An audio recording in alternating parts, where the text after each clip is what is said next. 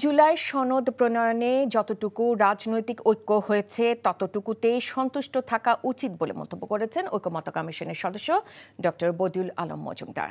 জানান, বিশেষ কোনো দলের পক্ষে নয়, বরং দেশের মানুষের স্বার্থেই জুলাই সনদ রচনা করা হয়েছে।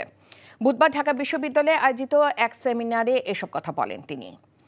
Youth policy dialogue on the July charter শীর্ষক এই সেমিনারে আরও অংশ নেন ডাকসু, জাকসু, রাকসু, চাকসু প্রতিনিধি সহ ঢাকা বিশ্ববিদ্যালয়ের শিক্ষক ও শিক্ষার্থীরা। এ সময় অংশ নেয়া তরুণ প্রজন্মের নানা প্রশ্নের উত্তর দেন বদিউল আলম মজুমদার। তরুণদের আগামীর বাংলাদেশ বিনির্মাণে এগিয়ে আসার আহ্বান জানান তিনি। তবে সেমিনারের শেষ দিকে এসে ঢাকা বিশ্ববিদ্যালয়ের শিক্ষক মোহাম্মদ আইনুল ইসলামকে ফ্যাসিবাদের দোসর আখ্যা দিয়ে ডাকসুর জিএসএস এম ফরহাদ সহ অন্যান্য ছাত্র সংসদ প্রতিনিধিরা সেমিনার বর্জন করেন।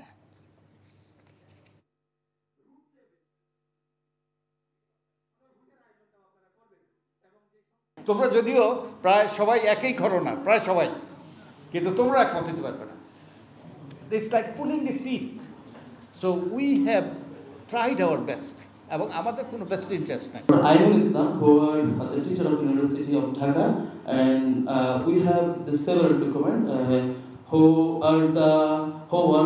was the collaborator of fascist army and who support the various steps which were done by army. He is present here. That's why we have to walk out from this session.